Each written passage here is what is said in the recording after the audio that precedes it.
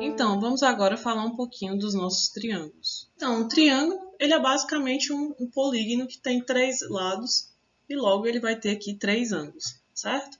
Só para a gente pegar aqui na nomenclatura, a gente chama de vértice esses pontos que eles ficam no encontro entre as semirretas, certo? Esses aqui são os nossos vértices, A, B e C no caso. Os ângulos internos, que são esses ângulos que cada uma das semirretas fazem, e os lados, né, que são os lados do triângulo, e aí tu tem, por exemplo, AB, BC e AC. Nós temos essas nomenclaturas de triângulo que a gente usa bastante. O triângulo equilátero, equi, vem de igual, então é porque ele tem os 3 lados iguais. Então, toda vez que você trabalhar com triângulo equilátero, é porque os lados dele são iguais. O triângulo isósceles, ele significa que 2 lados dele são iguais, certo? Então, aqui tu vai ter 2 lados iguais e um diferente. E o triângulo escaleno é quando os 3 lados desse triângulo eles são diferentes. Em relação a ângulo, nós temos o triângulo retângulo, que é o triângulo que tem um ângulo reto de 90 graus.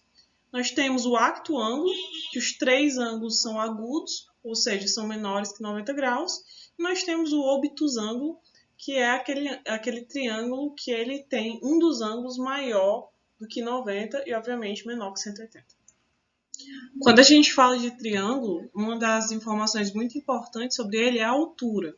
O que é a altura do triângulo? A altura do triângulo vai ser a distância entre uma das vértices até o outro lado, sendo que formando ali um ângulo reto de 90 graus, certo? Então, todo triângulo pode transformar ele em 2 triângulos de 90 graus no momento que você traça ali a tua altura. Existem essas informações bastante importantes sobre o triângulo, que é o tipo de informação que eu gostaria que você anotasse no seu caderno, devido à importância dela, certo?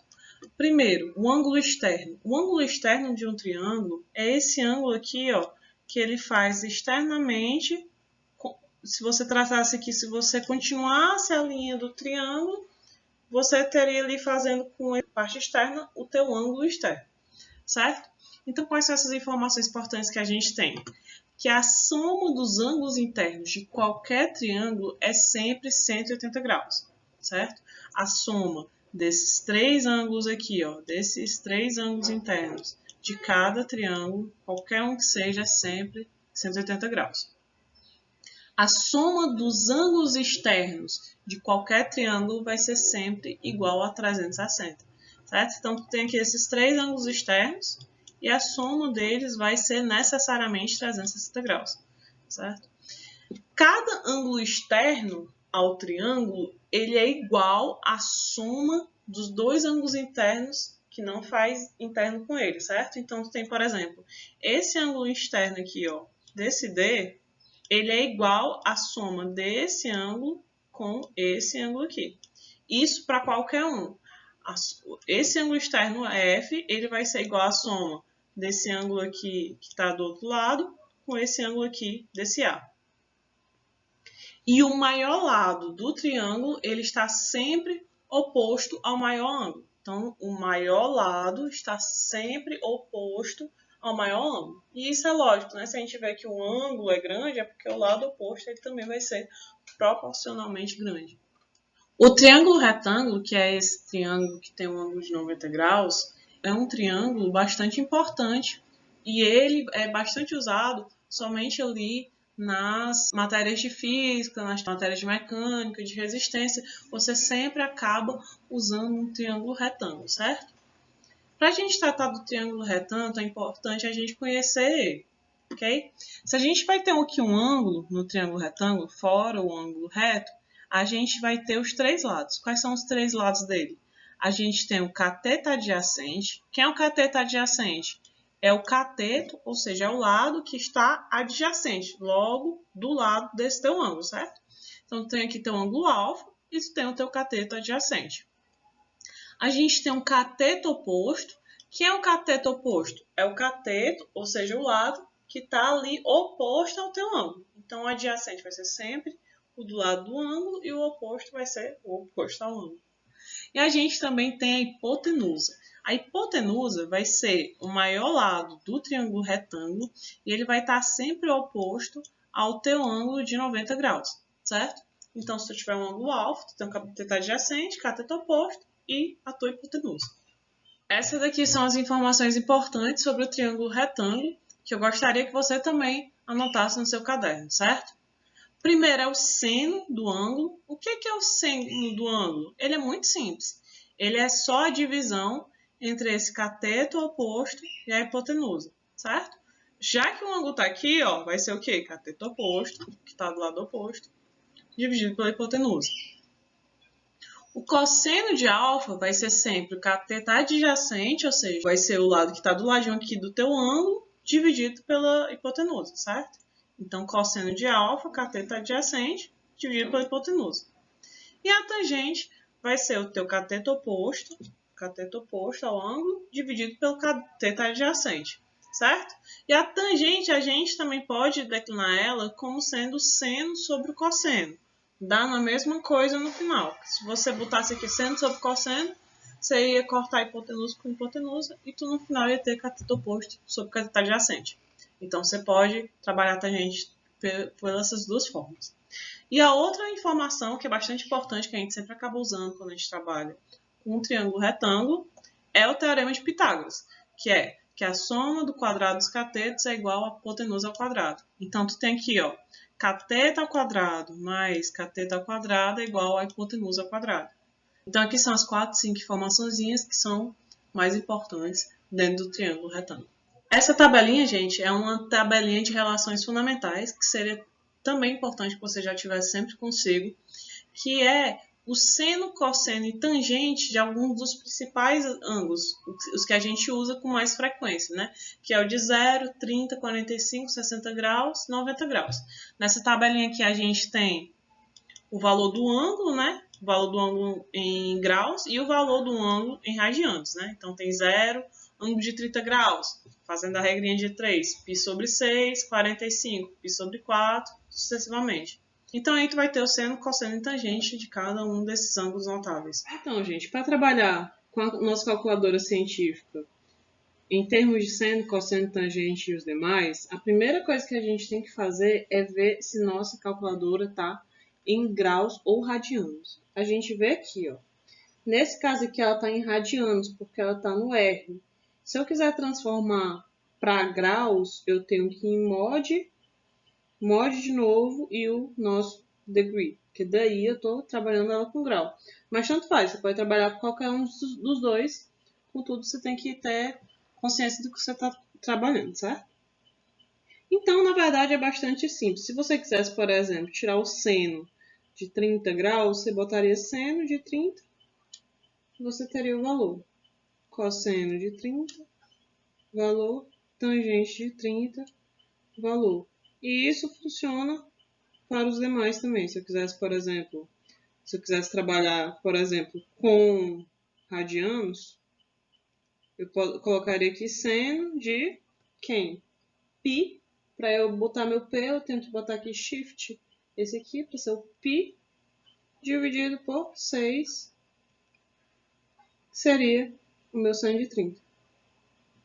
Se você tivesse o valor do seno ou do cosseno ou da tangente e quisesse encontrar quem é o ângulo, você usaria a função arcotangente, que na nossa calculadora ela é representada por esse sinal de -1, certo? Que é arco-seno, arco-cosseno e arco-tangente.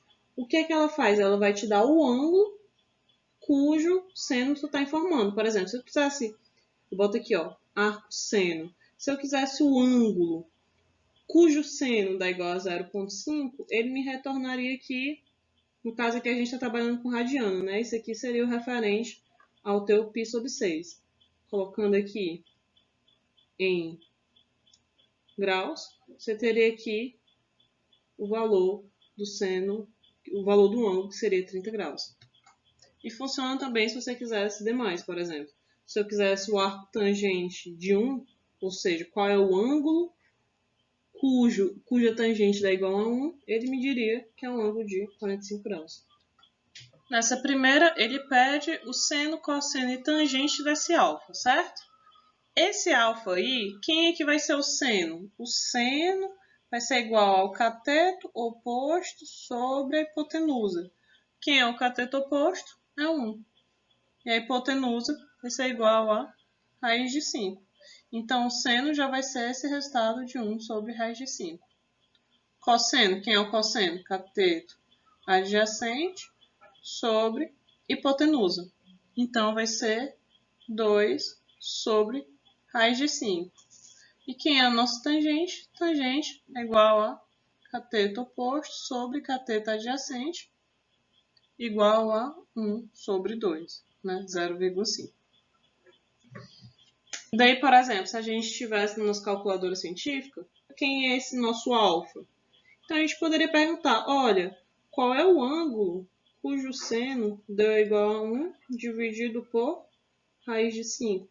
Daí ele me diria que esse ângulo é 26,565, por aí vai, graus, certo? Sei que é grau porque aqui está em D, que é de degree. Nessa nossa segunda, seno de alfa seria cateto oposto. Quem é que está oposto aí? No caso é o teu 3, então seria 3 sobre hipotenusa, que é 5. Então esse aqui já é o valor de seno de alfa. Se você quisesse dividir, você veria que 3 dividido por 5 é igual a 0,6. Então você tanto pode representar como fração, como aqui você vai representar na forma decimal. Cosseno de alfa é o teu cateto adjacente. Quem é que está adjacente a alfa? É o que está do lado, né? É o 4. Fica 4 sobre 5 igual a 0,8. E a tua tangente de alfa vai ser cateto oposto sobre cateto adjacente igual a 0,75. Aí, se você quisesse saber quem é o ângulo alfa, você poderia perguntar quem é o ângulo cuja tangente dá igual a 3 dividido por 4. Que ele deu 36,869. Então, esse aí seria o nosso valor de alfa em ângulos em graus. Olhando para essa questão, a gente vê que a gente tem aqui um ângulo de 40 graus e a gente também tem aqui a nossa hipotenusa, né? A gente sabe que a hipotenusa está do lado oposto do ângulo de 90 graus, nossa hipotenusa de 8. Então, se a gente tem um ângulo e a gente tem a hipotenusa, a gente consegue encontrar os catetos usando nosso seno e nosso cosseno. De que forma? Eu sei que o meu seno de 40 graus ele é igual a cateto oposto. Quem é meu cateto oposto? Cateto oposto a um ângulo é o y dividido pela minha hipotenusa de 8. Então, o y vai ser igual, está dividindo, passo para cá multiplicando, 8 vezes seno de 40 graus, fazendo pela nossa calculadora, 8 vezes seno de 40 igual a 5,142. Então, o nosso y seria igual a 5,142. Certo? Se a gente quisesse nosso x, a gente vê que o nosso x é o nosso cateto adjacente. Então, a gente sabe que a gente vai usar o nosso cosseno. Cosseno de 40 graus é igual a cateto adjacente sobre a hipotenusa. Então, pela mesma lógica, x vai ser igual a 8 vezes cosseno de 40 graus. X é igual a, fazendo pela calculadora científica, 8 vezes cosseno de 40, 6,128. Então, esse é o nosso valor de x e y que nós encontramos utilizando o nosso seno e cosseno.